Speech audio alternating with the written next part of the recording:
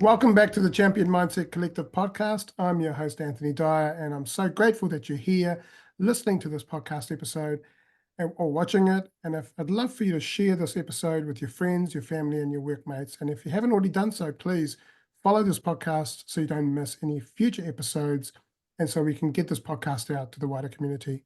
Today, it's my absolute pleasure and privilege to welcome you here all today to this interview.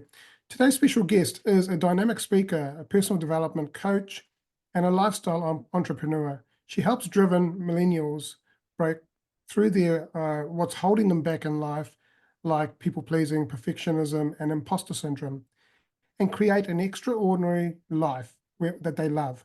Born in Scandinavia, raised in Los Angeles, and currently based in San Francisco Bay Area, she also embodies the digital nomad lifestyle and runs her personal development company from her laptop wherever she goes. Today's guest is Sandra Possing. Welcome, Sandra, to the Champion Mindset Collective podcast. Thank you so much for having me. I'm stoked to be here. It's a pleasure to have you here. So I'd like to, before we kick into some questions, I'd really like to, about your coaching, I'd really like to understand a little bit about your background. Like you mentioned that you were born in Scandinavia, and you've lived in raised in Los Angeles, and you're now living in the San Francisco Bay Area. So, like, if you could sort of quickly step us through your journey in life and what challenges you went through and how you overcome those challenges. Yeah, that'll be great. Absolutely. So the convenient part of that is basically if I look back at kind of zoom out and look at the twists and turns and stories of my personal life, all of that is like the exact backdrop for what I now do professionally. That's the beauty of, I think, being an entrepreneur, and especially being the kind of entrepreneur where you're what I'm selling is myself. It's like my service is very personal. My brand is me. The services that I provide are so linked to my own story and my own challenges, and the things that I went through are, not surprisingly, the things that I'm most passionate about helping others with, because they're so darn personal, Yeah. So I mean, if I scroll way back, I was born in Sweden. I have a Danish mother and a Swedish father, and they split up when I was 5, and instead of moving down the street, my mom and I moved to Los Angeles. So that's a pretty big change, pretty big switch. Um, and right off the bat, when you are small, and for anyone else who's made a big move like that, or who's an immigrant, or maybe who's a child, I tend to end up working with a lot of clients who are also immigrants or who are children of immigrants. So again, not Mm. surprisingly, the parallels there. So I'm very familiar with the immigrant mindset, and that's one of the Yeah. things that I've found, for all its very well-intentioned things, can be something that really gets in our way. Mm. And so it's something I'm so familiar with because it was what I grew up with as well. But so I moved to LA when I was 5, and just right off the bat, I had 2 lives. I had 2 families. I was like a 5-year-old secret agent, like living these 2, not so secret identities. But so I would go, during the school year, I was in LA with my step family. I had a stepdad, a stepbrother, stepsister. My mom went to school there, learned English right away, because when you're 5, you can just, your brain's like a little sponge. And like my life was there. I was a little LA, California girl. And then during the summers, I would go back to Sweden to see my dad, and my stepbrother and stepsister would go to Puerto Rico, which is where their mom was living at the time. And so then we would like each go to our separate way, and then we'd come back, and then I'd do that again for maybe Christmas or different holidays. And so it was actually like, obviously that was hard, and I'm sure I could spend decades like unpacking all of that with a therapist, and like the impact it's had, for my parents splitting up at an early age and all the back and forth. At the end of the day, though, I'm so grateful that I got to Mm. grow up that way, because I grew up with, not just 2 parents who loved me, but multiple parents who loved me. Yeah. And even though my American stepfamily had many splits and separations and remarriages, and they have a whole complicated family tree too, it was like I just got more family, and they're all Mm. beautiful humans. And even though we all went through hardships along the way, it was like I learned so much from growing up in that rich environment with a lot of different layers of kinds of relationships and things. And then growing up with 2 cultures, growing up with the 2 languages, growing up with travel just literally built into my normal daily Yeah. life, because I had to go all the way across to Europe to see family. And then also, luckily, all of my different parents were huge travelers too. So I grew up traveling to see family, but then I also grew up traveling with family. And so Mm. my dad would travel. He worked for Ericsson. He was an engineer. He would travel all over the world to go teach other Wow. engineers their, the telephony systems at Ericsson and that kind of thing. I would get to tag along on some of his trips. I went to Mm. Beijing with him. I went to Johannesburg with him. I went to, Wow. to Greece with him. And so as a both a young person and as a young adult, I would get to go on these amazing business trips with my dad and also vacations. He's also a jazz musician. And, like every year for 30 years, he would go with his group of jazz buddies to different places and just Wow. play music. And I got to tag along on some of those trips. And then my mom was a big traveler. My stepdad was a big traveler. We would all travel together. So it was like from day zero, basically, I was like, travel has just been non-negotiable. It's been part of my life, part of my DNA, and not that that is necessarily part of the work that I do, but all the lessons learned from seeing the world that way have informed who I am, what my belief system is, how I support people. Like one of my biggest core values is around freedom, Yeah. authenticity, adventure, things like that. So that informs how I run my business. It informs how I mentor my clients. Like for me, it's really important that other people feel free. I Mm. don't require that my clients go do a ton of traveling, of course, but I highly encourage them to seek out whatever freedom means to them, which for some people it just means like, they have a 9 to 5 job, they have a family, they own a house, but freedom to them means the freedom of self-expression to do their art on the weekends.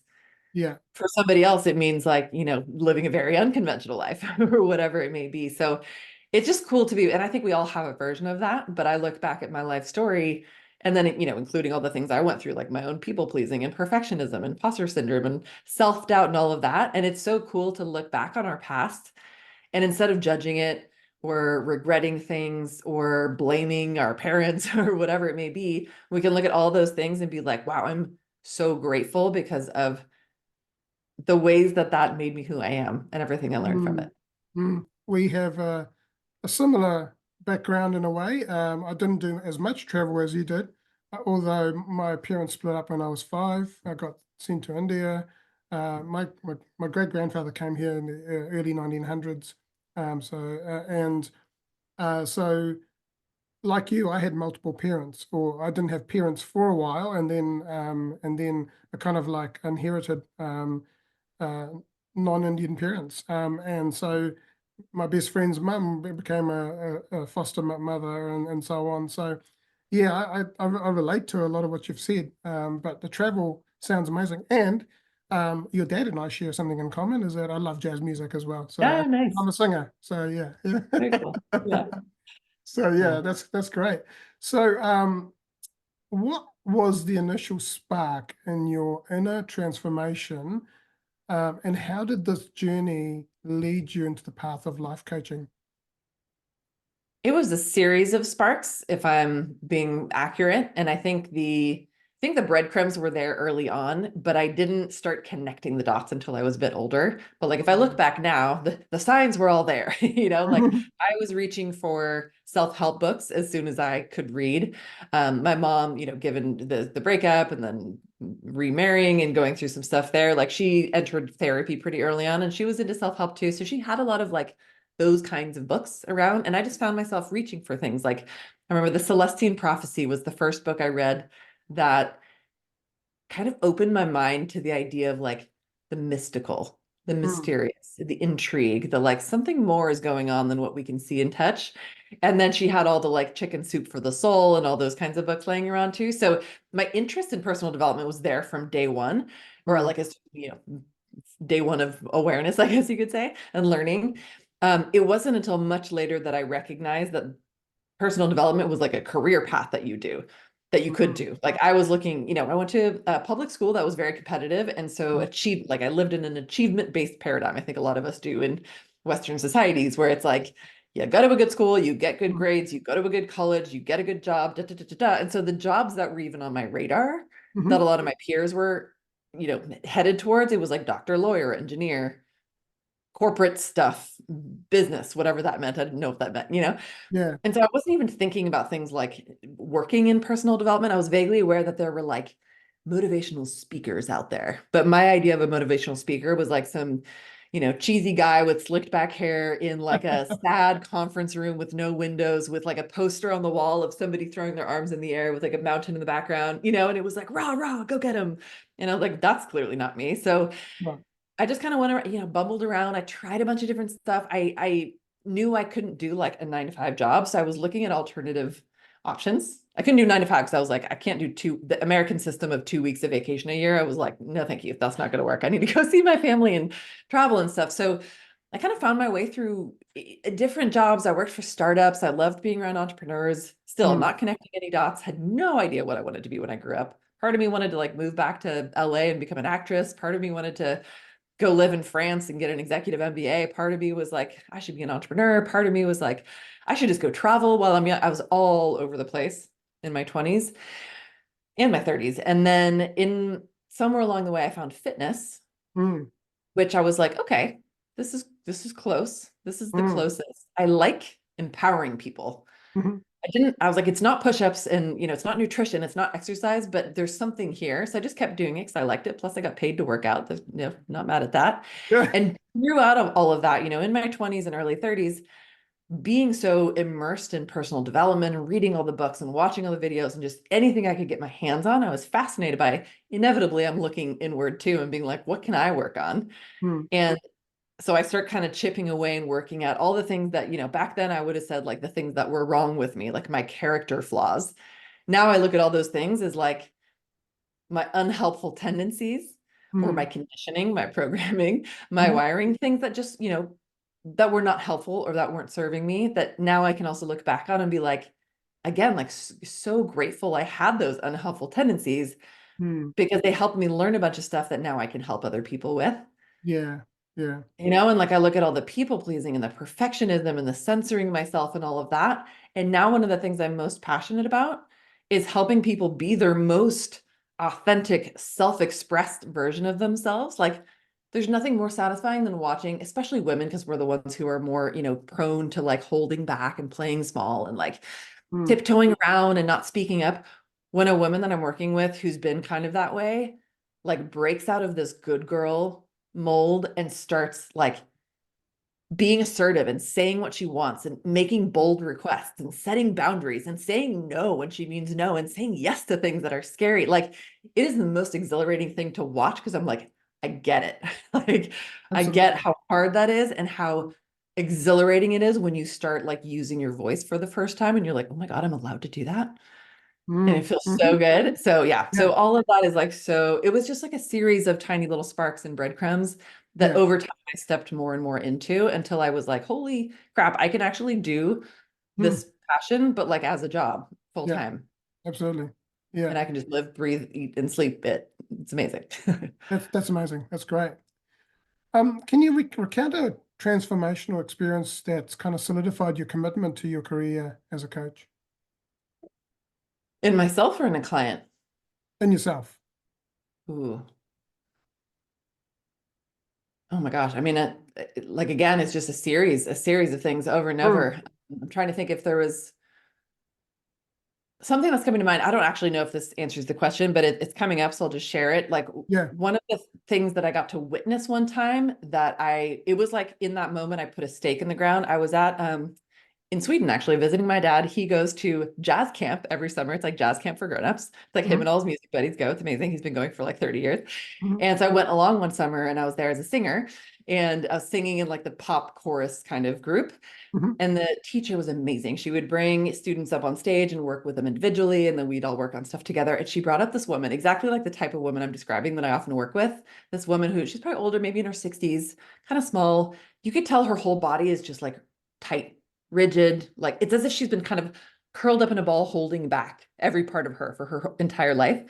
She goes up, she sings a song, and it is like she's kind of singing in her head voice. It's like up here, it's like la la la.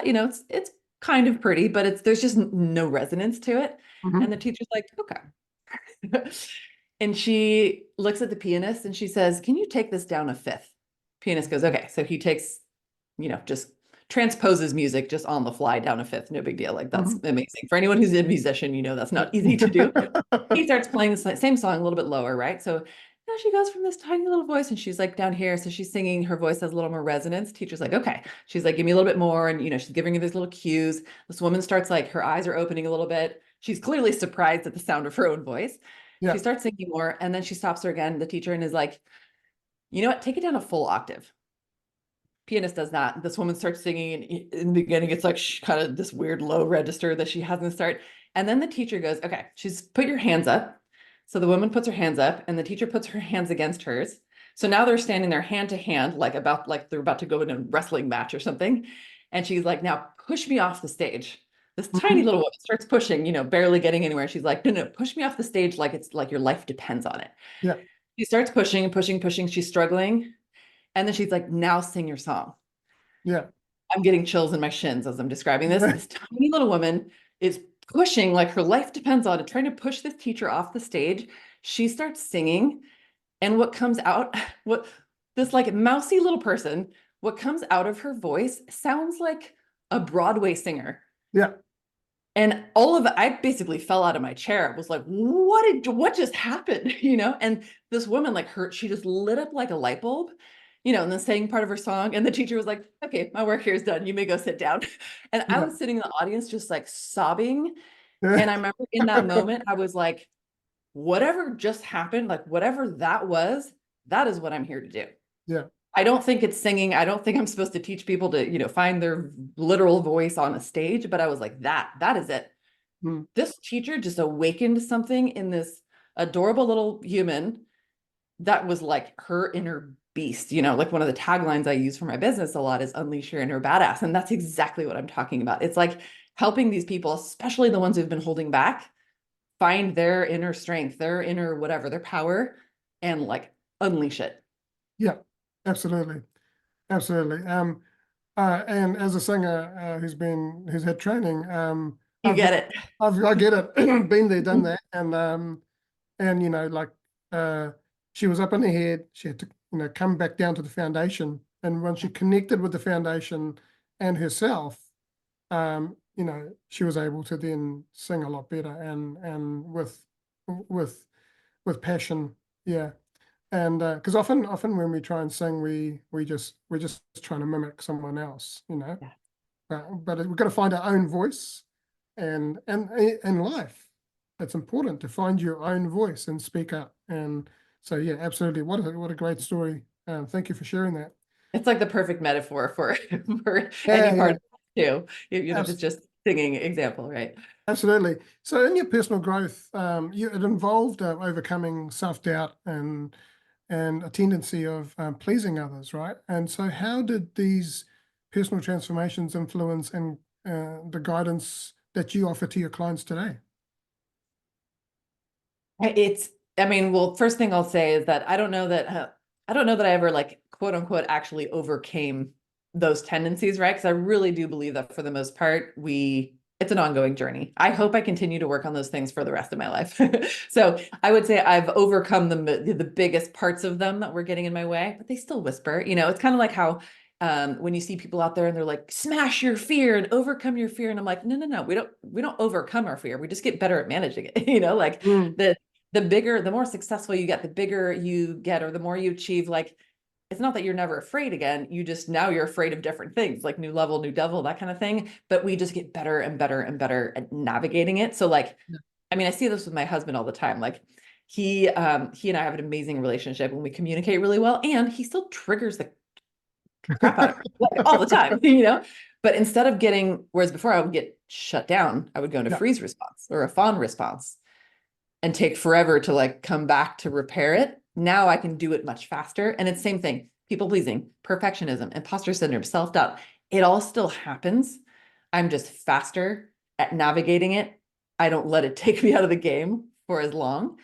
And I don't see it as like, why, like, what's wrong with me? Why is this happening? I don't beat myself up because of it. I'm just like, oh, there it is again. Cool. Like an opportunity to get even better and better at this. So it's like we become more graceful at it, more absolutely. adept, you know? And so I think but so much of it is like just the awareness and the noticing and then not making ourselves wrong about it. Like now when I notice myself people pleasing, again, instead of like going into a cave and like beating myself Mm, up for 20 years about like why am I still doing this thing? I thought I mm, thought I had overcome it. I can just be like, oh look, there's that little girl part of me that wants so badly to be liked. yeah, There's that part of me that was, hurt or scared, or so much of all this stuff comes down to fear. And I can just acknowledge her and be like, hey, come here, little one, like you're safe. yeah, And I could look at that and just see it as like, this isn't a character flaw like I used to think it was. It's just this tendency that I have that was probably there for such a good reason. I think all of those things are like protector parts that were there. We developed yeah, them probably for survival as kids. And now I see it and I'm just like, oh, hey, there it is again. I think it's kind of cute. And then instead, I'm like, okay, what am I choosing? Like my instinct is to go do this people pleasing or go, whatever. But I can pause and just like compassionately kind of like let it go. And then I choose something else. And when I'm choosing something else, I'm often choosing in favor of like, who do I want to be? I can love on this little girl part of me that's showing up, hmm and I can be like, you're safe. You can go play in the garden. And then I'm like, who am I stepping into? I'm stepping into this badass future version of myself yeah, who's much less scared. She's very bold. She's very unapologetic. She's got work to do. yeah, And absolutely. it's just a choice Yeah. that we make over and over and over and over again. Yeah. Interesting thing you were talking about the triggering and the people pleasing and stuff. I woke up this morning and I was listening to in a podcast or on YouTube. It was Matthew Hussey, and he was talking exactly about that. So so Yeah. yeah, and we've all gone through it. Yeah, we just gotta work through our challenges and respond, not react. And the more we learn to heal ourselves, the more we can heal others, but also it doesn't trigger us as much as it used to. The intensity drops, right? So Yeah. yeah. All right. So question around your approach that kind of uniquely blends intuition and spiritual insights, and also with practical coaching techniques. How has this approach facilitated deeper transformation among your clients? Yeah, so I would say the majority of the clients that I work with, if I think of, obviously the world is not this black and white, but let's say that if a lot of us fall into like one of two categories, one category being more like, practical material, like I'm living in like the mainstream conventional world. I'm like, following this blueprint of like society or my parents or whoever tells me to like go to school, get a job, da da da, do these things and you'll be successful and like be normal, do adulting, like that kind of stuff. If that's like one world, and the other world is like the spiritual world. It's where the hippies hang out. It's where, to be honest, a lot of online entrepreneurs hang out these days. I would say I'm someone who is like very squarely, I have one foot on each side of the fence. And I live in both worlds and I love both worlds. I don't Mm, think either one is right or wrong or good or bad. I just think they're both great. mm, And I would say part of what I think makes life so rich and fun and playful and interesting is when we can do a little bit of both. I think it is helpful to be in the tangible, practical world, because if we live purely in the spiritual, then we're just like floating around in the clouds. We're hard to relate to.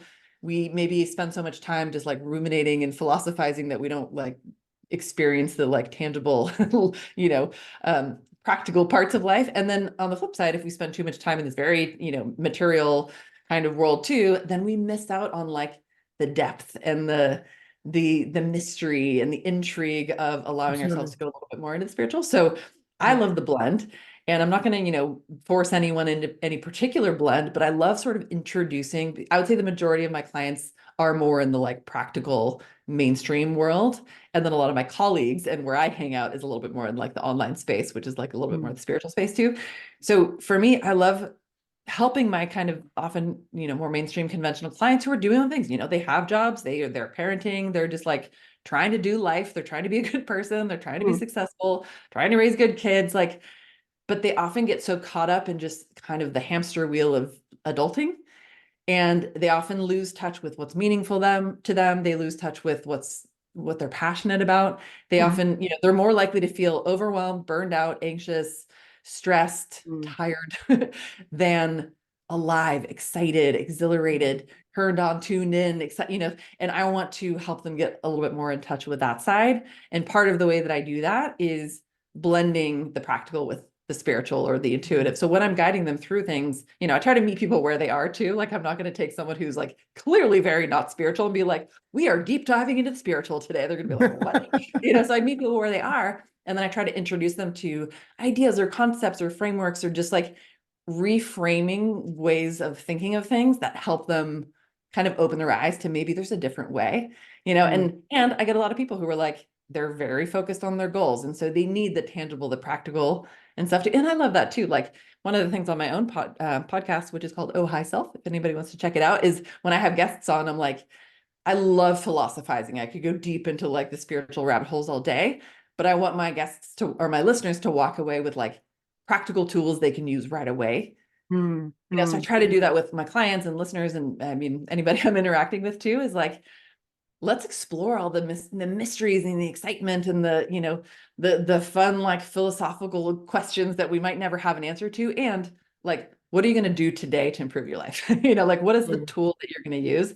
And yeah. so when I'm sitting with a client, like I would say I use my intuition to help Mm, me figure out what's going to be the right tool or the right homework or the right exercise or the right idea for this person in this moment. yeah, absolutely. In your coaching, how do you help clients realize their own limitless potential and guide them towards true authenticity and alignment? I would say a big part of it in the beginning, noticing the ways we hold ourselves back. So it's like a lot of the untangling, and we kind of start with just looking at like, where are you at right now? So we look at their career, we look at their health, we look at their relationships, and we start looking at like, what's working. Let's celebrate that. What's not working? And the things that are not working, do you want to work on them? Or are you happy with them not working? So we try to, I'm not, again, like not forcing anything on anyone, but it's like, what do you actually want to change? And then inevitably, there are things that people want to change that we do like a little assessment exercise where we kind of rate your different areas of life.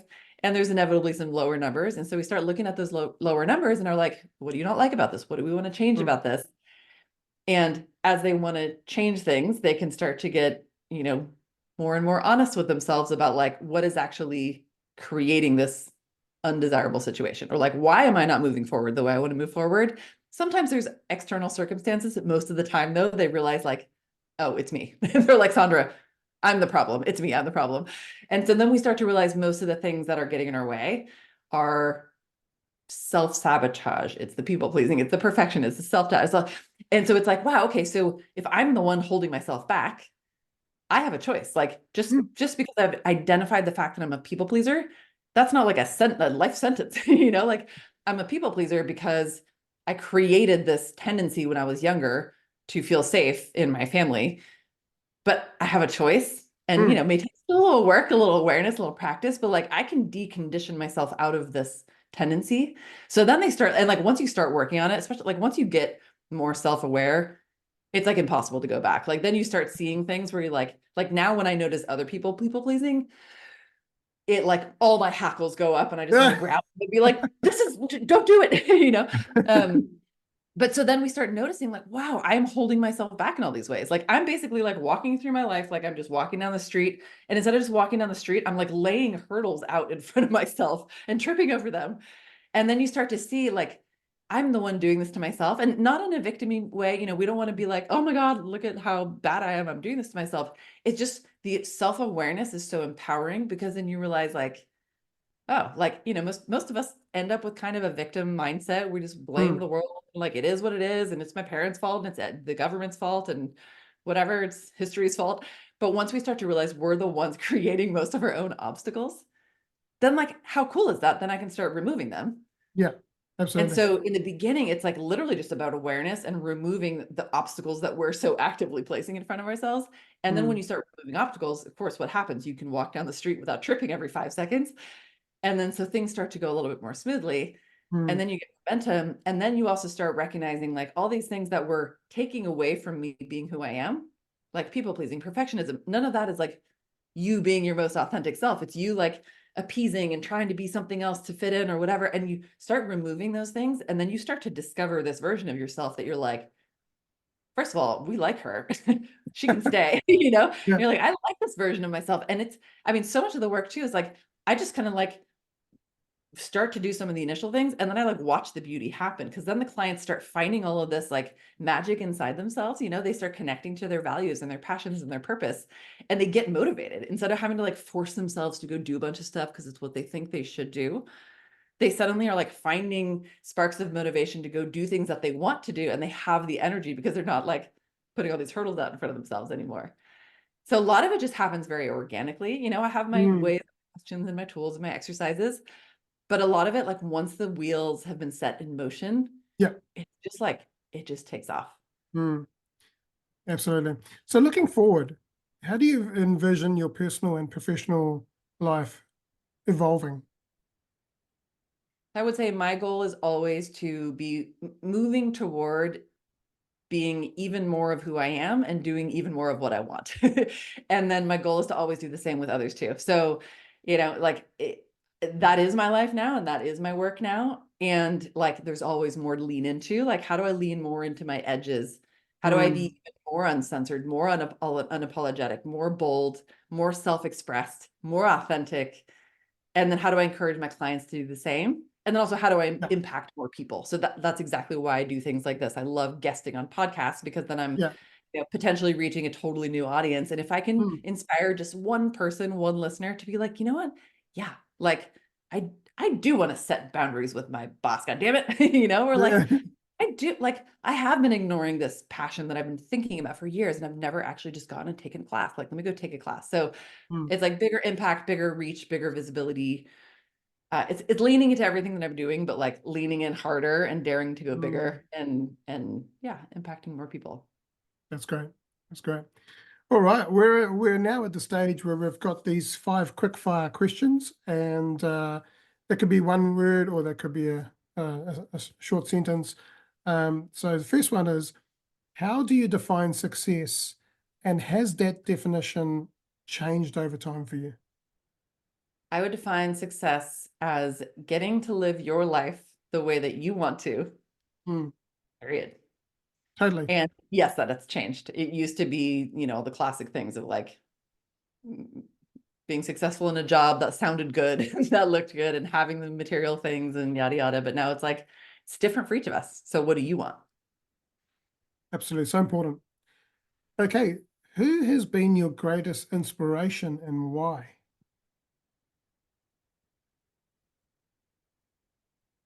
I would say there's a woman named Amanda Francis who she's like, she's a course creator more than anything. She's an author.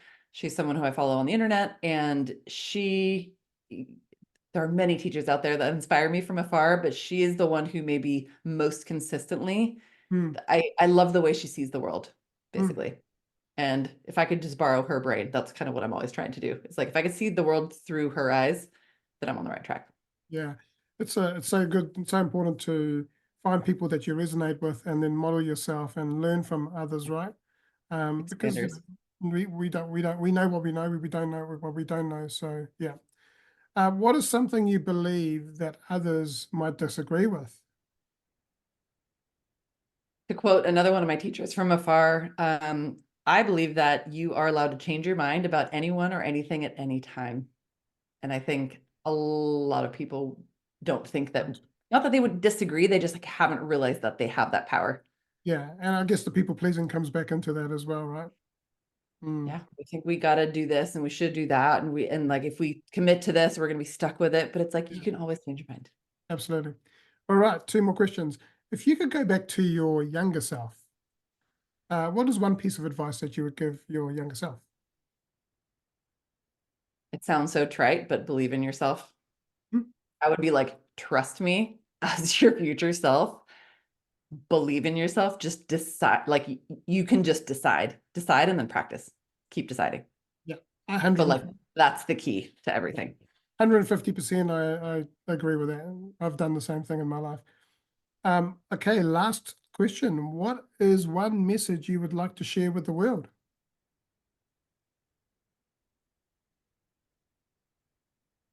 That you matter and Mm, that your aliveness matters.